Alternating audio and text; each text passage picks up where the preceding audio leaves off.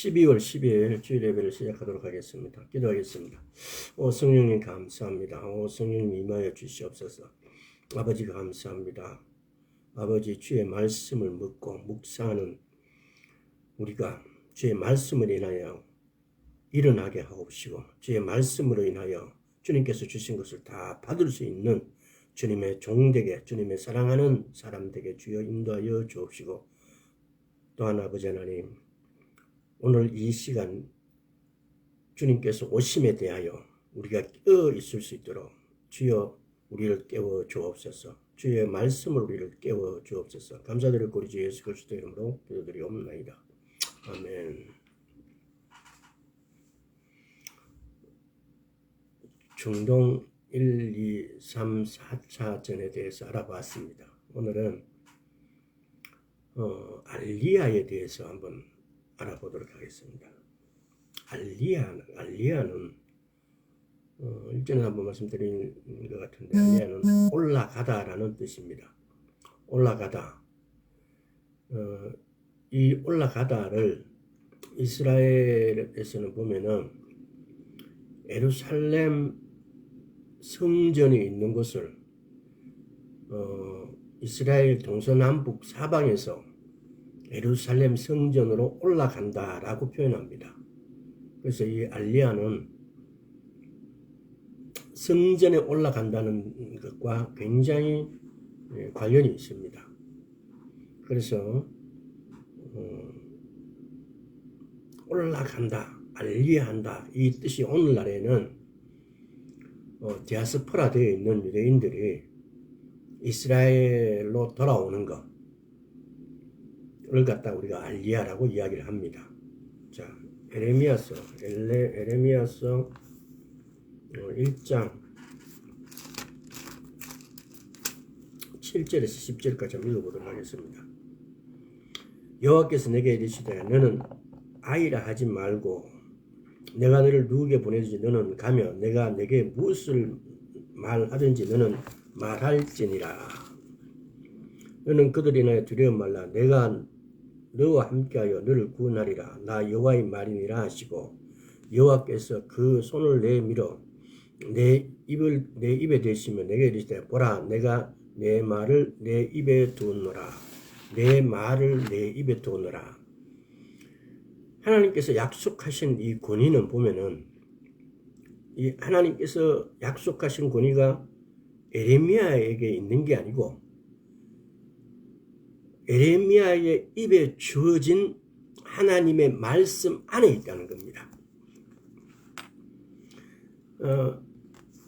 지금 하나님께서 내가 너를 누구에 보내든지 너는 가면 내가 내게 무엇을 명하든지 너는 말할지니라. 그러고 난 다음에 그 손을 내 입에 대시며 내게 이르시되 보라 내가 내 말을 내 입에 두었노라. 에레미야의 말이 권위가 있는 게 아니고 에레미야가 말하는 하나님의 말씀 안에 그 권위가 있다 이 말입니다. 마치 우리는 에레미야에게서 어떤 권위나 권세가 이렇게 임해가지고 에레미야가 그렇게 능력자인처럼 우리는 그렇게 이야기를 생각할 수도 있고 이야기를 하기도 하는데 그게 아니고 에레미야가 하는 하나님의 말씀을 받은 대로 하는 그 말씀 안에 권위가 있다 이 말이에요. 그래서 우리는 이 부분을 생각한다면은 하나님 말씀 안에 권위가 있다는 사실을 우리는 명심해야 됩니다. 따라서 그렇다면 우리는 오늘날 우리도 하나님 말씀을 더 사모하고 말씀께 더 나아가야 된다는 겁니다. 쉬운 이건 당연한 것이지만은 우리가 말씀의 주어와 또 말씀에 하라고 하는 대로의 방법을 우리는 너무 쉽게 생각한다는 겁니다. 자, 또 에레미야 30장 한번 볼까요? 30장 2절과 3절.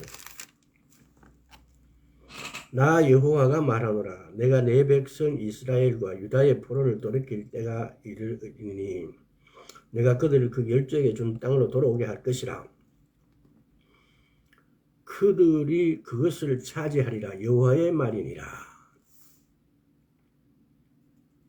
에레미야가 이 활동할 이때 당시 에레미야가 활동할 당시에는 이스라엘이 남유다와 북이스라엘로 이렇게 나누어져 있을 때입니다.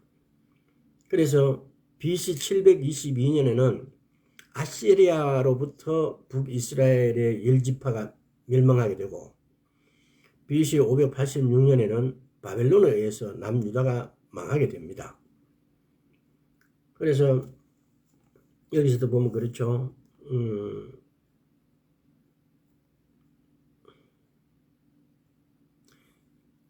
3절에 내가 내 백성 이스라엘과 유다의 포로를 돌이킬 때가 이르니, 이게 지금 알리야 할 때가 이르니 내가 그들을 그 열조에게 준 땅으로 돌아오게 할 것이라.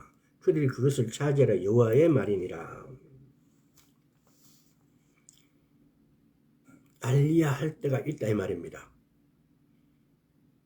그래서 자, 레위기 33편도 한번 보겠습니다. 이게 지금 전부 다 알리야에 대한 말씀이에요. 알리야에 대한 말씀이 여러 군데에서 엄청나게 있지만은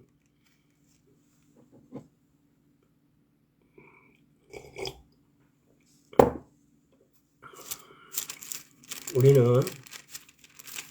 때로는 오늘 이스라엘을 보면서 이스라엘에서 일어나는 일들을 통해서 주 오심을 이렇게 연계 짓지 못하고 오늘 이스라엘에서 어떤 일이 일어나도 그것이 그냥 어떤 단순한 어떤 사건으로 취급해버리기 쉽다는 겁니다. 25절과 26절 한번 보겠습니다. 에레미야 33장. 나 여호와가 이같이 말하노라. 나의 주야의 약정이 서지 아니할 수 있다든지 천지의 규례가 정한 대로 되지 아니할 수 있다 할진대 내가 야곱과 내 종 다윗의 자손을 버려서 다시는 다윗의 손 중에서 아브라함과 이삭과 야곱의 자손을 다스릴 자를 택하지 아니하리라. 내가 그 포로된 자를 돌아오게 하고 그를 긍휼히 여기리니. 너무나 선명하게 나와 있죠. 이스라엘이 망하게 되고 그러고 난 다음에 그들을 알리야하고 돌아오게 하고 그들을 긍휼히 여기겠다고 말씀하십니다. 여기서 보면은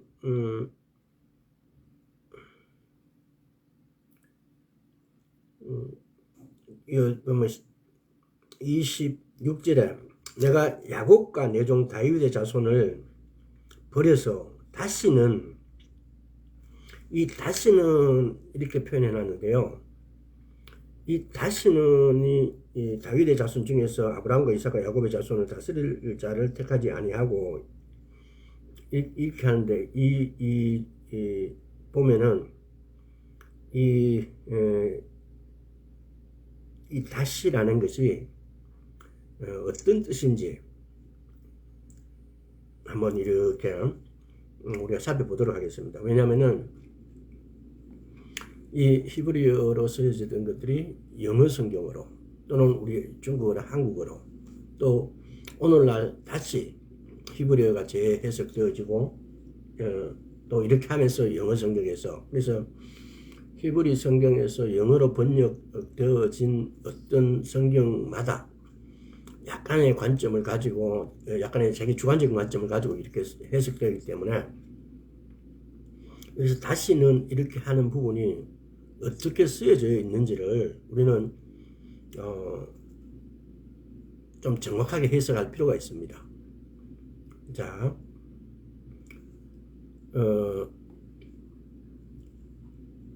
하나님의 말씀을 보면은 어떤 말씀이 기록되어 있으면 그 말씀이 한 번 실행되어지고 예언이 성취되어지고 그냥 끝이냐, 그게 아니고 두 번, 세 번 반복되어서 그 말씀은 그대로 실현되어진다는 사실입니다. 그래서 주전 536년부터 바벨론에 포로된 유대인이 돌아오기 시작하고 주전 444년까지의 약 100년 동안에 스룹바벨, 에스라, 느헤미야의 인도로 10만 명 정도 유대인이 귀환함으로써 일단은 성취가 되어집니다. 그러나 바벨론 포로 귀환 이후에 로마에서 의해 포로가 된 유대인이 그들은 약 1900년 동안 정확하게 한 1878년 정도, 그러니까 AD 70년에 망하고 난 다음에 1948년에 독립이 됐으니까요. 약 1870년 정도를 갖다가 전 세계를 디아스포라 떠돌아다니다가 그 디아스포라 된 유대인들이 19세기 말이죠. 그러니까 유대 땅으로 쭉 다시 돌아오는 이런 두 번째의 일들이 두 번째 이렇게 성취되습니다.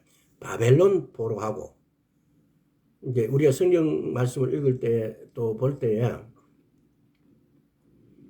바벨론 포로하고 여러 지역에서 많은 나라에서 이렇게 회복되어요. 바벨론은 지금 이라크 지역이잖아요. 이스라엘에서 보면은 약 동쪽이에요. 동쪽. 근데 여러 지방을 동서남북을 다 말하는 거예요. 이따도 그런 부분이 또 나오는 구절을 가지고 설명해 드리겠습니다. 그래서 이게 다시라는 것은 자, 그 전에 이사야서 11장을 한번 더 읽고 자, 이사야 11장 11절 그날에 주께서 다시 손을 펴사 그 남은 백성을 아수르 애국과 바드로스와 구스 엘람과 신할과 하맛과 바다 섬들에서 돌아오게 하실 것이라. 그래서 다시 이렇게 여기서 다시 이렇게 말씀인데 다시 손을 펴사 이것도 지금 보면 여기서 다시는 바벨론에 디아스포라 됐던 그러니까 사람이 돌아오기 이전에 이 구절 즉 한 번이 아니고 두 번이란 말씀하고 있다는 겁니다. 지금 다시 말하면은 바벨론 포로가 돌아오고 또 다시 그러니까 NIV 영어 성경에는 이건 두 번이라고 번역되어 있습니다. NIV 성경에는 second time이라 가지고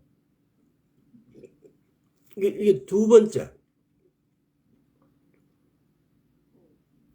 NIV 성경에 보면 second time to reclaim the remnant가 되어 있습니다. 이게 두 번째. 그래서 이게 정확하게 우리나라는 우리 성경에는 다시로 되어 있는데 이게 두 번째로 되어 있습니다. 여기서 보면은 아수르 오늘날 이라크죠. 애국 이집트 바드로스는 이집트의 북부에 북부 구스는 이거 에티오피아라고 하기도 하고 수단이라고 하기도 해요.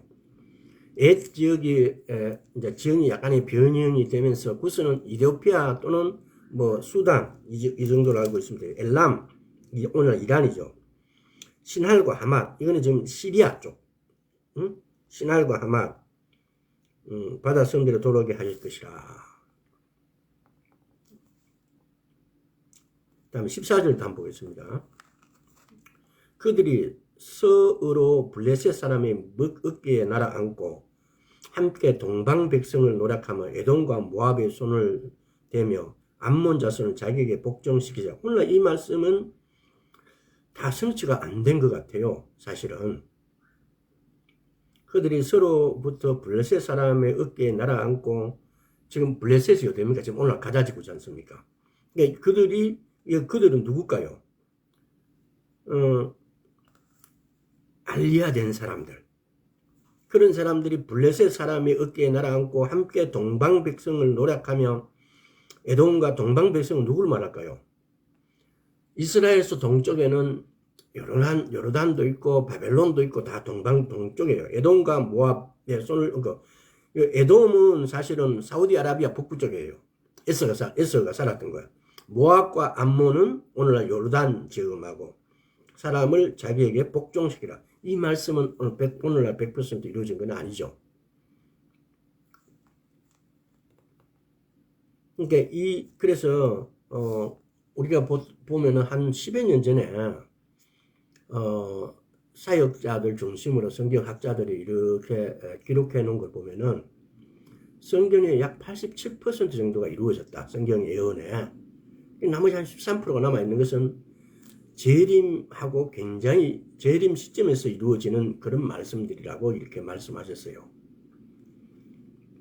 그래서 오늘날 우리가 이 알리야하고 주님 오심하고도 어떤 연관이 있다는 겁니다. 굉장히 직접적인 연관이 있다는 겁니다. 왜요? 지금까지 읽은 구절만 하더라도 말이래라는 표현은 없지만은 다시 또 뭐 이런 표현을 통해 가지고 바벨론 포로가 아니고 이 알리야가 되는 시대에 내가 반드시 너희인데 이렇게 해주겠다라고 에레미야, 이사야서 또 스가랴서 이런 그 알리야 되어지고 마지막 때에 이런 일이 일어난다는 것은 어디 한두 군데 있는 말씀이 아니에요. 자, 그래서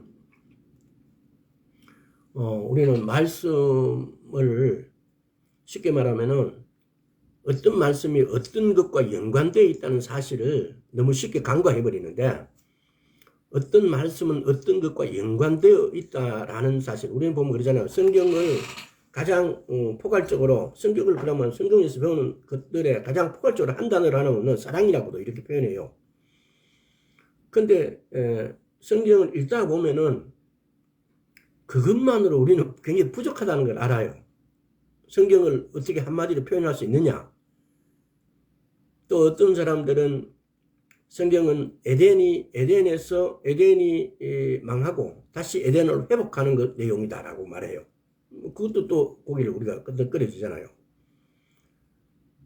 그래서 에덴이라는 것은 사실은 그 에덴의 위치가 어디냐 갖고 엄청난 많은 분란이 일어났습니다. 그리고 학자들마다 주장하는 바가 틀리고 오늘날 노아의 배가 터키의 아라랏산에 있다는 사실도 또 많은 탐험가들에 의해서 그게 증명이 됐고 동영상도 막 이렇게 나와요 보면은. 그래서 에덴이 그냥 과연 어디냐? 그러면은 뭐 어떤 사람들은 터키에 있다, 어떤 사람은 어떤 뭐 심지어 뭐 캐나다에 있다는 사람도 있고 막 말이 많아요. 근데 에덴은 정확하게 성경적인 성경을 읽으면서 하나님께서 에덴에 바로 에덴 우리가 입구라고 한다면 바로 예루살렘이에요. 에덴에다가 아담을 두고 에덴 밖으로 쫓아낸 거예요. 그래서 성경이 에덴 동산이 예루살렘이라는 것은 오늘날 많은 학자들 그걸 이제 사실 수긍하고 그 성경을 여러 번 반복해서 읽어보시면은 에덴이 예루살렘이구나라는 건 그게 확증해요. 우리가 어떤 믿게 되어지는 것은 우리는 과학적 사실이라든가 현대 환경적인 이런 영향에 의해서 우리가 어떤 사실들을 이렇게 믿어지는데 우리 영으로 믿는 믿음은 어떤 사실을 과학적으로 증명하지 못해도 그냥 믿어지는 믿음이 있어요. 그 믿어지는 믿음은 어떻게 보면 하나님께서 주시는 믿음이에요. 우리에게 필요한 것은 그 믿어지는 믿음을 갖는 거예요. 그 믿어지는 믿음은 예를 들어서 성경적으로 믿어지는 내 마음으로, 내 스피릿으로 우리가 성경의 마음이라고 일전에 제가 말씀드렸죠. 성경은 마음으로 이런 표현들이 마음은 예를 들어서 마인드로 표현되거나 이럴 때는 생각의 개념들이 들어가서 마음은 이 스피릿가 아니다. 그러나 성경의 어떤 구절은 마음은 영을 말해요. 우리가 영혼 육을 이렇게 따질 때 그래서 마음으로 믿는 믿음 이렇게 했을 때 마음으로 믿는 믿음은 영이에요. 영으로 믿는 믿음을 말해요. 그래서 그 표현에 따라서 마음이 생각일 수도 있고 그냥 마음이 뭐 이렇게 하는 구절들을 애매하지만 그건 우리의 언어들이 한계가 있기 때문에 그래요. 특히 히브리어에서 영어로 영어에서 또는 한국어로 이렇게 번역되어지면서 이 번역되어지는 그 각 나라마다의 언어의 한계들. 예를 들어서 영어에는 이런 어떤 것들에 대한 단어가 있는데 우리나라 말에는 없을 수 있고, 또 우리나라 말에는 이런 어떤 것들에 대해서 이런 우리나라 말로 단어가 있는데 영어에는 그게 없는 거예요. 심지어 그전에 제가 잠시 어떤 걸 보니까 일본어로 가지고 어떤 것을 표현할 수 있는 거는 약 300가지밖에 안 된대요. 근데 우리 한국어로는 표현할 수 있는 게 8,000개가 넘는데요. 한국어로는. 그러니까 각 나라의 언어로 가지고 어떤 사실들을 표현하는 방법은 그 어떤 표현할 수 있는 어떤 가지수는 여러 가지 차이가 있어요. 그러면은 그게 이제 언어의 한계죠. 어떤 언어를 번역할 때 자기 나라어로는 그 단어를 번역할 수 있는 단어가 없는 거죠.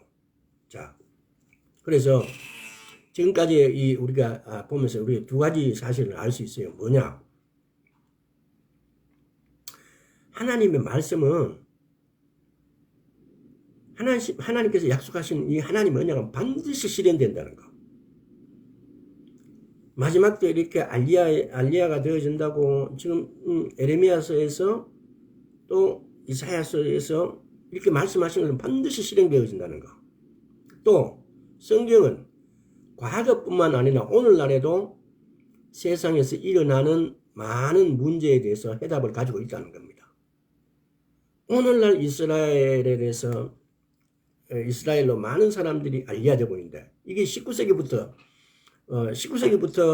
이스라엘로 많은 사람들이 알리야되기 시작했어요. 물론 그전에도 있었지만 그전에는 거의 극소수고. 근데 이 알리야가 되면서 이게 우리는 보면 우리 인생이 뭐 70, 80밖에 안 되다 보니까 오늘날에 좀 더 살기도 합니다만은 우리는 아주 그 시간을 아주 길게 봐요. 그러나 인간 세상을 7,000년 역사로 만들어서 하나님 입장에 봤을 때는 뭐 1, 200년 또는 몇십 년, 70년, 80년은 아주 작은 시간이죠. 찰나죠, 찰나. 이게 관점을 때로는 그런 관점에서 이렇게 봐야 된다는 겁니다. 그래서 우리가 하나님 말씀을 약간 그 알리야하고 상관없지만 우리가 하나님 말씀을 정말 관점을 달리해서 하나님 말씀 한 단어, 한 구절을 그냥 너무 쉽게 보지 말라는 겁니다. 여호수아 1장 8절에 보면은 이 율법책을 내 입에서 떠나지 말게 하며 주야로 그것을 묵상하여 그 가운데 기록한 대로 다 지켜 행하라. 그리하면 내 길이 평탄케 될 것이라. 네가 형통하리라 그래요. 이 내용 잘 아시죠? 여호수아가 모세가 죽고 난 다음에 대권을 물려받은 거예요. 그래서 불안하고 앞으로 어떻게 해야 될지를 모를 때 하나님께서 율법책을 네 입에서 떠나지 말라고 해요. 오늘날 우리는 오늘 제가 이 말씀을 드릴 때 우리가 성경을 읽고 듣고 묵상하고 근데 가장 중요한 부분들을 놓치고 있어요. 우리는. 특히 묵상한다라고 이렇게 할 때 이 묵상하는 것을 그냥 생각으로 이렇게 하는 걸 묵상이라 생각해요. 그렇지 않아요. 성경적인 말씀을 묵상한다는 것은 읊조리는 거예요. 읊조리는 거. 내가 이 말을 묵상하면서 혼자서 막 우리말로 쉽게 표현하면 시부름거리는 거예요. 군지럭군지럭거리면서 시부름거리면서 이렇게 하는 것이 묵상이에요. 그냥 명상의 개념으로 이렇게 막 쫙 생각하고 이거 아니에요. 이거는 명상은 힌두교 이쪽의 사상이에요. 불교 뭐 이런 쪽에 하나님의 묵상하는 것은 군지렁거리는 거예요. 쉽게 말하면. 뭐 하나님께서 이렇게 말씀하셨는데 이게 뭐 되는 겁니까? 언제 되는 겁니까? 이건 내게도 이런 일이 이루어졌으면 좋습니다. 혼자서 따지고 묻고 하나님께 간구하고 이런 모든 내용들이 다 이게 1인칭의 시점에서 대화를 하는 거예요. 그냥. 자, 케네스 에긴 목사님의 주님으로부터 받은 말씀을 제가 한번 읽어드리겠습니다. 굉장히 나중에 제가 또박또박 읽어드릴 테니까 발음이 신통치 않습니다만은 기록해놓고 묵상하고 또 읽고 선포하고 고백하길 바랍니다. 주의하라, 주의 깊게 들으라. 바로 이 부분에서 사람들이 주로 실패하느니라. 그래서 인의 삶에서 모든 실패는 바로 이 순간에 무슨 말을 하는가에서 발견되느니라. 주의 깊게 들으라. 열린 마음을 가지고 들으라. 수용적인 마음을 가지고 그것을 받아들이라. 그것을 묵상하라. 그래서 그것은 전부 다 말씀을 말해요. 말씀, 그것의 진리성을 발견할 때까지 그 다음, 그러니까 그것 말씀을 내 입으로 말할 때 나에게 속한 모든 것이 너의 것이 되느니라. 그래서 그 다음에 갈로치고 그것을 말씀을 갈로 닫고 내 입으로 말할 때 우리는 말씀을 묵상하고 아멘함으로 물론 아멘하고 그냥 대부분 이렇게 그냥 간단하게 넘어가 버리는데 여기서 고백의 의미가 가장 강하게 들어가 있습니다. 우리가 묵상하는 거, 말씀을 내 입으로 군지렁거리고 이렇게 하는 이 묵상이 필요하다는 겁니다. 그리고 때로는 선포를 하는 거. 선포는 선명하게 내가 큰 소리로 선포를 하는 거고 묵상하는 건 내가 막 군지렁거리는 거예요.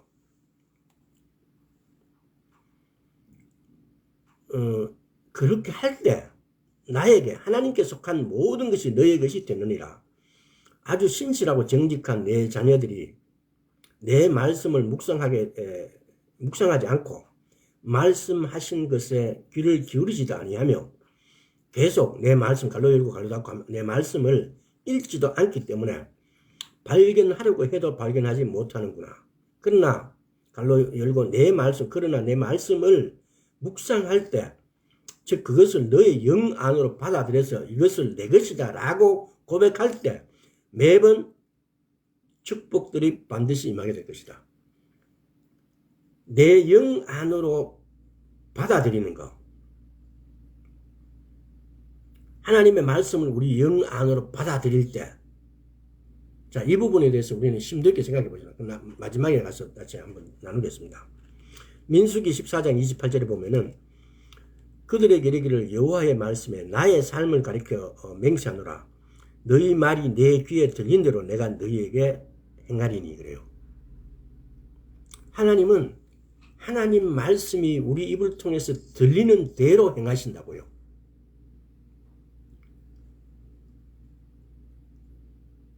우리가 말씀을 읽고 듣고 묵상하고 선포하고 하는 것에 이런 것들의 총체적인 우리가 고백에 대해서 한 서너 달 전인가 진지하게 다룬 적이 있습니다.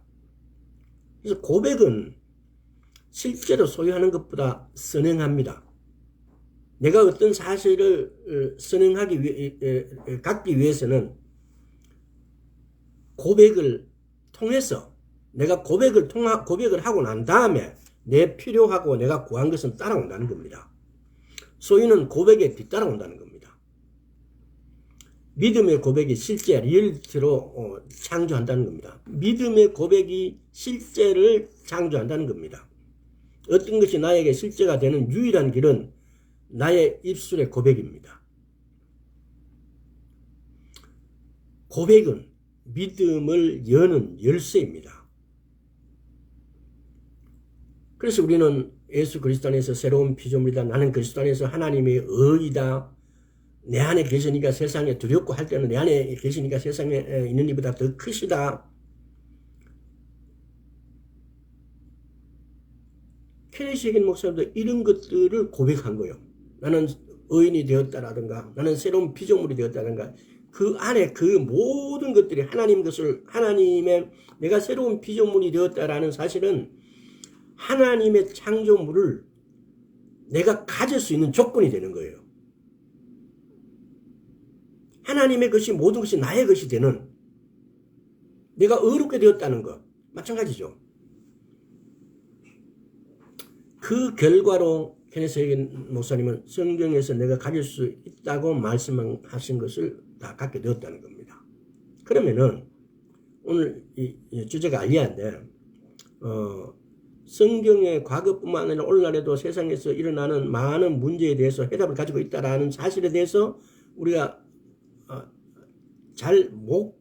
아직도 우리가 말씀을 알고 믿고 있고 하나님 말씀을 듣고 있고 하는데 왜 못 받을까 하는 문제에 대해서 우리가 고백을 하지 않기 때문에.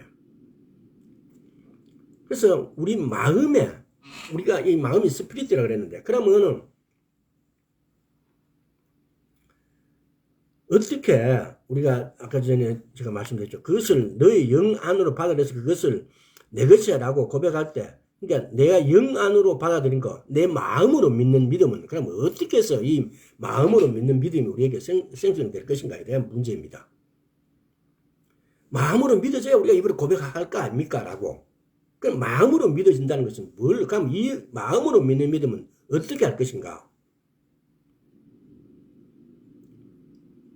내 마음으로 믿어지는, 여러분 한번 생각해 보세요. 내 생각으로 믿는 믿음이 아니고 내 마음으로 믿어지는 믿음을 내가 입술로 고백했을 때 하나님께서 그것을 이루어 주십니다. 근데 그러면 이 마음으로 믿는 믿음은 어디에서 오는가에 대한 문제죠. 마음으로 믿는 믿음이 없다면은 우리는 하나님 것을 아무것도 가질 수가 없어요. 그래서 마음으로 믿는 믿음을 우리는 먼저 우리에게 키워야 돼요. 너무나 간단해요. 마음으로 믿는 믿음은 말씀을 먹고 마시고 묵상하고 선포하는 거예요. 고백하는 거예요. 그리고 하나님 말씀을 내가 한 번 읽고 두 번 읽고 세 번 묵상하고 생각해보고 이 말씀 가지고 이렇게 묵상을 선명하게 말씀드렸죠. 군지렁거리면서 묵상을 해야 돼요. 그냥 조용하게 이 명상한다는 거, 이거는 다른 신앙 힌두교나 이런 데서 하는 거예요. 우리가 묵상하는 히브리 사람들이 묵상할 때는 왜 히브리 사람들이 공부할 때 막 이렇게 앞뒤로 둘이서 막 대화를 하면서 막 떠들고 큰 소리 치고 옆 테이블에서 막 큰 소리 치고 전혀 개의치 않아요. 우리는 교회 가서 기도하는데 옆에서 누가 좀만 큰 소리 큰 소리 한다고. 좀 조용하라고. 뭘 잘못 배운 거죠. 저도 옛날에 그런 적이 있어요. 뭐 한 10몇 년, 뭐 20년 가까이 전에, 20년 전에. 새벽 기도 하려고 교회를 모처럼 아주 제가 살던 곳에서 김해 제일교회인가를 갔는데, 그때 그 교회 목사님이 아마 총회장으로 선거에 나오신 것 같았어요. 새벽 기도를 한번 해보겠다고 모처럼 교회를 갔는데, 그 새벽부터 자기 총회에 나가는 것만 연설을 해요. 그것만 가지고 이야기를 해요. 입에서 이제 막 이상한 게 막 나오죠. 속에서도. 근데 그보다 더 나쁜 것은 뭐냐면은 기도를 하는데 그거는 그거고 뭐 나는 어차피 뭐 말씀 설교 들으러 간 게 아니고 기도하려고 갔으니까 기도가 조용해요.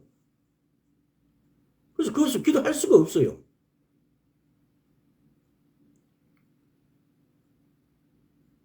완전 그 환경, 뭐 한마디라도 할 때도 옆에서 막 시끄럽다 그럴 거니까.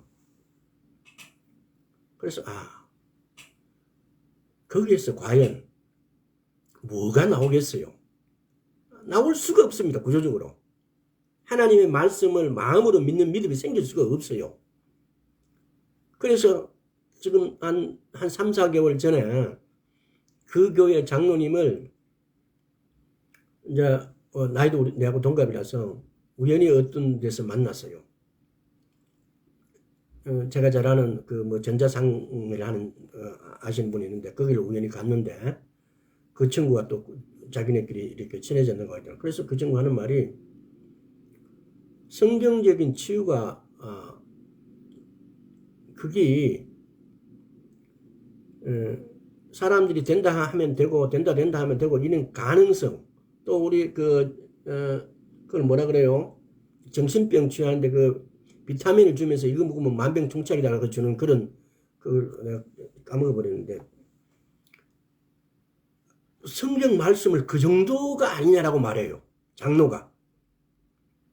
전혀 신앙 하나님의 말씀하고 상관이 없는 거죠. 그래서 제가 굉장히 충격을 받았어요.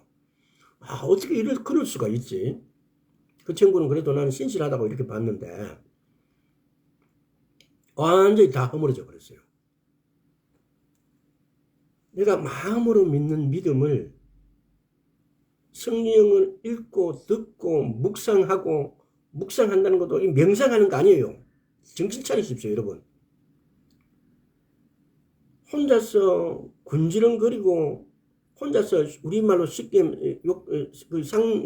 상욕이라 그래. 그러니까 씨부리는 거예요, 그냥. 군지렁거리면서 막 이 말씀을 묵상하고, 이게 이런 뜻입니까? 라고 혼자서 자화자찬하고, 응? 혼자서 답하고, 이런 게 묵상하는 거예요, 묵상하는 거. 그래서 그 어떤 결과가 나오면은 내 마음에서 그것이 확 마음으로 믿어지면 그걸 선포하는 거예요. 그랬을 때 그 선포를, 말씀을 하나님께서 들으시고 실천해 주신다는 겁니다.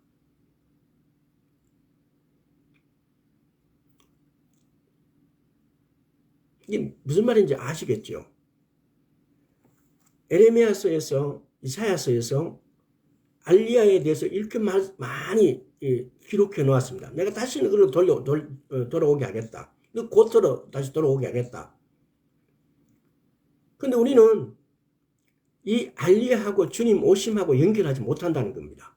이 마지막 때라고 이렇게 막 목사님들이 교회마다 마지막 때가 자기들 안 돼요. 주님 오심을 기다리냐고. 자기들도 이렇게 기다린대. 이 마지막 때라는 걸 안 돼.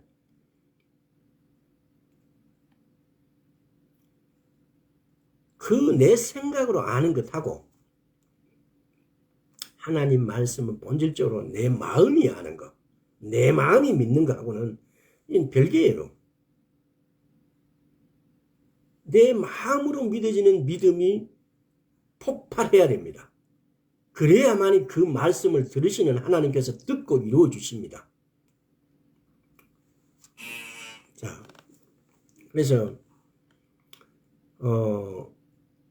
다시 진도로 나가겠습니다. 이스라엘을 이번에는 이스라엘을 위한 속량물, 이스라엘의 정체성을 읽지 않았던 이유를 한번 이렇게 살펴보도록 하겠습니다. 이사야서 43장. 이스라엘은 저렇게 오랜 시간 동안 여러 나라, 세계 방방곡곡으로 디아스포라 되어서 쫓겨다니면서 어떤 나라에 들어가서 그 사람들의 머리와 부지런함과 이 독창성 이런 것들 때문에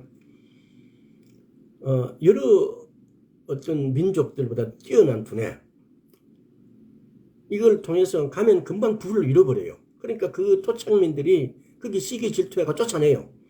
그래서 이스라엘에 출발한 그 알리야에 되는 두 가지 경로가 있다고 그랬죠. 스파라딤과 아스케나즘이로. 스파라딤은 그게 서유럽 쪽으로 해갖고 나중에 포르투갈하고 폴란드 이쪽에가 거의 폴란드 이쪽 포르투갈 이쪽이 스페인 포르투갈 이쪽이 스파라딤이 경로예요. 그리고 북유럽이라든가 또는 러시아 쪽 북쪽으로 해갖고 이렇게 오는 것이 아스케나즘이에요. 크게 두 경로로, 물론 또 다른 중국 이사야에서 보면은 또 49장인가 어디 보면은 신임 땅 이래갖고 중국으로, 또 밑에 또 남쪽으로는 예멘이라든가 또 에티오피아라든가 특히 심지어는 인도에서, 일본에서 온 세계에서 디아스포라 되어진 유대인들이 지금 알리야되고 있다는 사실입니다. 이게 이렇게 되고 있는 사실들이 주님이 오신다, 예수님이 재림하신다는 증거들이 알리야라고요. 알리야. 근데 여기에 우리 예수를 믿는 사람들이 전혀 그것하고 주님 오심하고를 연관을 짓지를 못해요. 자, 43절 3절 4절. 대전하는 여호와 네 하나님이요 이스라엘의 거룩한 자요 내 구원자임이라. 내가 애굽을 너의 속량물로 구스와 스바를 너의 대신으로 주었노라. 내가 너를 보배롭고 존귀하게 여기고 너를 사랑하였으니 내가 사람들을 주어 너를 바꾸며 백성들로 내 생명을 대신하리라. 여기서 보면 내 구원자임이라. 내가 애굽을 너의 속량물로, 좀 우리 어떤 인본주의 사상으로는 좀 안 맞죠. 내 대신에 다른 사람을 속량물로 줬다는 겁니다. 우리 요새 인격을 존중시하는 이 민주주의 어떤 체제에서는 어떻게 그럴 수 있냐라고 하겠죠. 그러니까 오늘날 사는 우리들의 어떤 사고에는 이런 인본주의적인 민주주의적인 이런 사고를 우리가 교육받았고 이 데모크라시적인 어떤 이런 사상들이 우리 마음속에 이렇게 또 평등이라는 이런 조건들이 우리 속에 이렇게 들어와 있으니까 마치 이런 말씀은 하나님의 말씀이 오늘 이 시점에서 우리가 생각할 때 이게 맞지 않는 거 아니냐, 이게 평화롭지 않는 거 아니냐라고 판단할 수도 있다는 겁니다.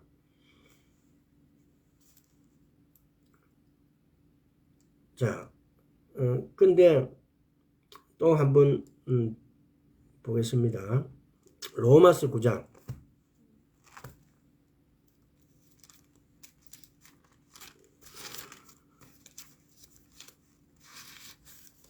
로마서 9장 21절을 로마서 9장 21절에 보면은 토기장이가 진흙한 덩이로 하나는 귀 쓸 그릇을 하나는 천이 쓸 그릇을 만드는 권이 없겠느냐. 이 하나님의 권이. 자, 그 다음 에레미야서 한번 볼게요. 에레미야서 이것도 토기장이 18절요.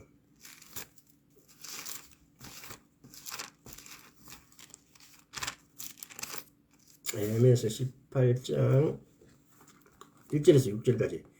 여호와께로부터 에레미야에게 임한 말씀에 가라사대 너는 일어나 토기장의 집으로 내려가라. 내가 거기서 내 말을 내게 들리리라 하시기로 내가 토기장의 집으로 내려가서 본즉 그가 농로로 일을 하는데 진흙으로 만든 그릇이 토기장이의 손에서 파상하며 그가 그것으로 자기 의견에 선한 대로 다른 그릇을 만들더라. 그때 여호와의 말씀이 내게 임하여 가라사대 나 여호와가 이르노라. 이스라엘 족속아 이 토기장이 하는 것 같이 내가 능히 너희에게 행하지 못하겠느냐. 이스라엘 족속아 진흙이 토기장의 손에 있은 같이 너희가 내 손에 있느니라. 이 절대 권력자, 절대 권세자, 토기장이가 진흙의 덩이로 하는 귀 있을 것을 하는 뭐 그냥 천이 있을 것으로 예수님께서 우리의 대속제물로 대속하셨어요. 대속해 주시고 죽으셨어요. 이것도 하나의 예표고. 그러면 두 번째 예표는 유대인이 온 인류에게 위한 희생제물이 되었다는 거. 우리가 유대인들이 저렇게 디아스포라 되고 유대인들이 저렇게 고통받고 예를 들어서 독일에게서 약 600만 명이 희생을 당합니다. 근데 그런 것들은 단지 유대인들이 죽었을 뿐이지 내하고 아무 상관없다라고 이렇게 보는 크리스찬이 많다는 겁니다. 정말 뭔가를 잘못 생각하고 있어요. 예수님께서 우리를 위해서 죽으셨는데 그건 내하고 뭔 상관이 있냐가 똑같아요. 유대인들이 죽었다는 것은 나 대신 대속물로 죽었다는 내용과 거의 일맥상통해요. 이런 내용들이 1947년에 유엔에서 이스라엘의 독립을 선언할 때도 세계 열방들이 이스라엘 독립을 찬성표로 던질 때 이스라엘이 이렇게 해서 억울함을 당했어라는 사실들을 많이 인정을 했어요. 그때 당시에는. 자, 이런 부분들을 과연 성경 말씀이 이사야 43장에 대해서 제가 에레미야서 18장의 토기장의 그릇들 이런 걸 비유를 하면서 혹시 인본주의적인 사고방식으로 아이고 하나님 어떻게 왜 이렇게 하느냐라는 사고에 대해서 선명하게 깨닫기를 바랍니다. 자, 43장 이사야서 43장을 한번 다시 돌아가 보겠습니다. 5절에서 7절. 두려워 말라. 내가 너와 함께하여 내 자손을 동방에서부터 오게 하며 서방에서부터 너를 모을 것이며 내가 북방에서 이를 놓으라. 남방에 이를 구리하지 말라. 내 아들들을 원방에서 이끌며 내 딸들을 땅끝에서 오게 하리라. 무릇 내 이름을 일컫는 자 곧 내가 내 영광을 위하여 창조한 자를 오게 하라. 그들을 내가 지었고 만들었느니라. 여기서 오게 하는 거, 영어 성경에 보면 아주 이렇게 선명하게 기록되어 있는데 오게 하는 거, bring, 오게 하는 거, 이게 오게 했는데 어느 쪽에서? 동쪽에서, 중동 지방과 아시아 쪽에서 오게 했다는 겁니다. 그 다음에 모을 것이라. 오게 하며 이 네 가지 동사가 쓰여져 있는데 오게 하며 서방에서부터 너를 모을 것이며 서쪽에서부터 모은대요. 개들한대요. 지중해하고 미국 대륙으로부터 모았어요. 그리고 난 다음에 북방에서 이거를 놓으라. 놓으라. 북방이 어딥니까? 러시아, 유럽 북부 쪽에서는 give them up, 놓으라. 그들을 놓아주라 이 말이에요. 이제 약간 폭력이 들어가는 거죠. 그 다음에 남방에 이걸 구류하지 말라 그래요. 잡아두지 말라 이 말이에요. Do not hold them back 이래 돼갖고 남쪽에서는 에티오피아라든가 수단이라든가 뭐 이런 쪽이죠. 예멘은 사우디아라비아 남쪽에 있는 이런 사람들. 아직도 예멘은 이스라엘에서 아주 적개적입니다.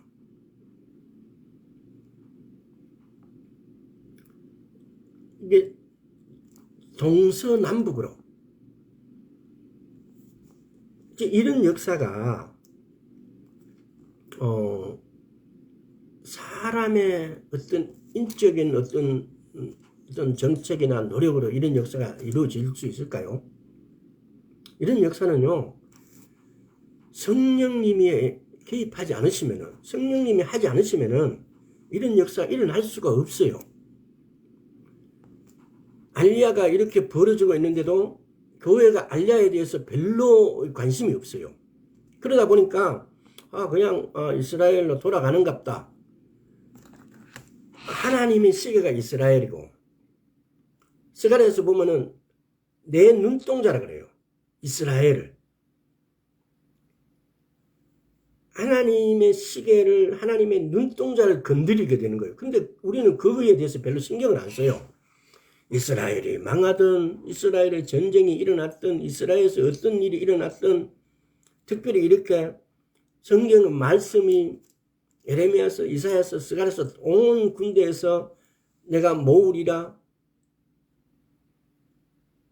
또 내가 오게 하고, 내가 모으고 개들하고 또 내놓으라, 구류하지 말아라 해서 이 사람들은 모으고 있는데 왜 모을까? 이 모으는 것 갖고 주님의 재림하신 것하고 직접적으로 연관되어 있다는 겁니다. 바벨론 포로에서 이스라엘을 바벨론 포로에서 70년 만에 에레미야가 다니엘이 에레미야서를 읽습니다. 에레미야서 25장과 29장에 보면은 나중에 그 말도 한 번 더 읽어드리겠습니다. 바벨론 포로를 돌아온 데 올 때가 있다라고 기록되어 있거든요. 그래서 다니엘 딱 보니까 와, 이 70년 포로가 기간이 딱 찬 거예요. 그래서 금식하면서 기도해요. 자, 이렇게 알리야에 대한 기록들이 이루어지고 있고, 오늘날 이스라엘이 1948년에 독립할 때 약 60만 정도의 인구였어요. 근데 오늘날 1000만이 넘어요. 원래 이스라엘 같은 경우는 숫자를 잘 안 세요. 왜? 그렇게 해서 밧데를 받은 사람이 있잖아요. 응? 다윗 왕이 마치 그걸 성경을 읽어보시면은 다윗이 하나님으로부터 밧데를 받는 것이 그걸 내 공치사로 그것을 이렇게 생각하고 조사를 시킨 거예요. 그래서 하나님의 진노를 불러일으켜요. 그래서 이스라엘 사람들은 자기 백성의 숫자를 정확하게 발표 안 해요. 공표도 안 하고. 대략적으로는 이렇게 하는데. 근데 오늘날 보면은, 제가 한 10여 년도 더 전에, 900만 이렇게 했었어요. 근데 오늘날도 보면은, 꾸준하게 알리아가 되고 있어요. 근데 우리는 거기에 대해서 별로 신경을 안 쓰니까. 자, 1986년에 고르바초프가 개혁 개방 정책을 펴요. 고르바초프 알죠, 여러분? 이마에 세계 지도 비슷하게 이렇게 있는 분. 이제 요즘 젊은 사람들은 잘 기억 안 되겠죠. 우리 때는 보면 고르바초프가 그때 당시에는 신문지상이나 TV를 통해서 여러 번 많이 나왔어요. 그래서 고르바초프를 기억해요. 그분이 개혁 개방 정책인데 개혁 개방하는데 보면은 페레스트로이카라 그러고 글라스노스트라는 이 정치적으로 페레스트로이카하고 언론적으로 글라스노스트는 이 두 개혁 개방 정책 두 가지 정책을 펴요. 자, 그걸 한번 읽어드릴게요. 정치 경제 개혁 정책이 없다면은 글라스노스트는 열린 사회를 지향하는 정보 언론 해방 정책,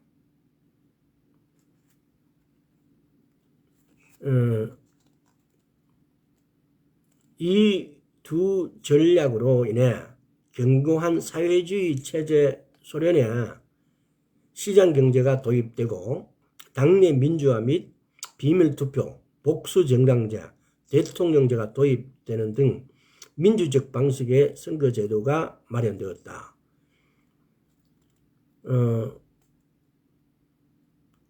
방송과 미디어에 대한 언론 규제가 완화되어 계급투쟁을 비판하는 사설이 신문에 실리거나 미국 팝 가수의 공연이 방송되기도 했다.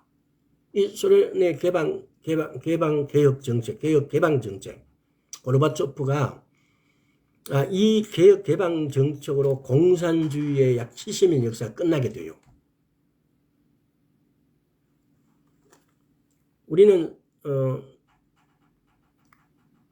성령으로 시작된 일을 사람이 주도하지 않도록 주의해야 됩니다. 이 소련의 개혁 개방 정책 또 알리아에 갖고 있는 문제는 이게 성령님의 역사가 아니고는 오늘날 세계 방방곡곡으로 조금 전에 제가 이사야서 43장에서 5절 7절에서 동서남북으로 세계 하나님이 이 세계 열방을 표현할 때 동서남북 네 개의 길을 표현해요. 우리는 그냥 동서남북이네, 동면은 이런 나라가 왔고 서에서는 이런 나라가 이런 정도를 받아들여야 되는 게 아니고 동서남북 네 방향으로 표현했을 때는 세계 모든 나라로부터 알리아가 되고 있다 이 말이에요.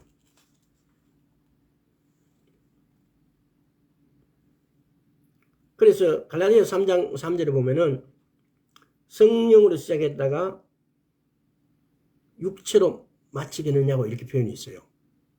이게 알리아는 오늘 제가 우리 자신에게 또는 저 자신에게 여러분에게 드리고 싶은 말은 이 알리아라는 하나님의 내인대 성령님의 어떤 역사가 일어나고 내가 건강하고 내가 부자되고 이것을 가지고 내가 하나님이 살아 계신다라고 이렇게 증언하는 게 아니고 오늘날 알리아가 되고 있다는 사실이 하나님이 살아 계신다는 증거예요. 우리만큼 개인주의가 되어 있다 보니까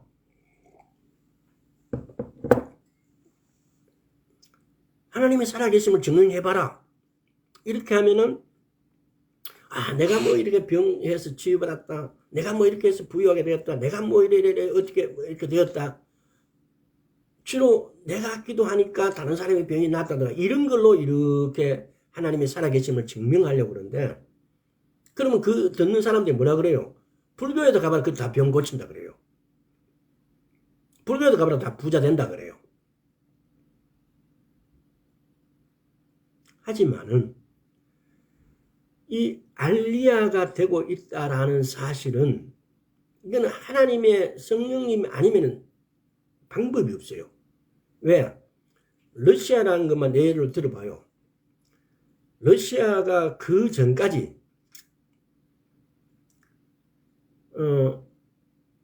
고르바초프가 있기 전까지의 안드로포프라든가 이런 러시아의 이 수상들 뭐 이런 대통령급에 있는 이 수상들이 대통령 되기 전에 유대인들을 단속을 했어요. 감히 어디 알리야 어디 유대 땅을 못 가게 전부 다 꽉꽉 그 문을 틀어 막고 있었다 이 말입니다.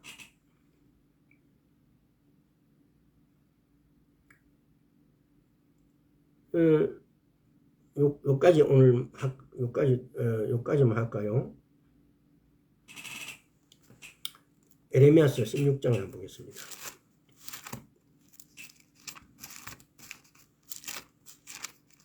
에레미야 16장 14절에 15절. 여호와께서 가라사대 그러나 보라 날이 이르니 다시는 이스라엘 자손을 애굽 땅에서 인도하여 내신 여호와의 사심으로 맹세하지 아니하고 이스라엘 자손은 북방 땅과 그 모든 쫓겼던 나라에서 인도하여 내신 여호와의 사심으로 맹세하리라. 내가 그들을 그 열조에게 준 그 땅으로 인도하여 드리라.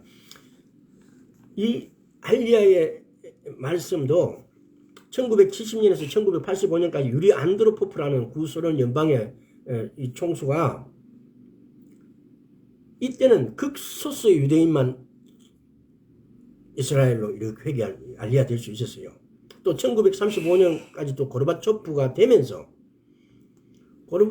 고르바초프가 되면서 페레스트로이카와 글라스노스트를 통해서 이게 열려져.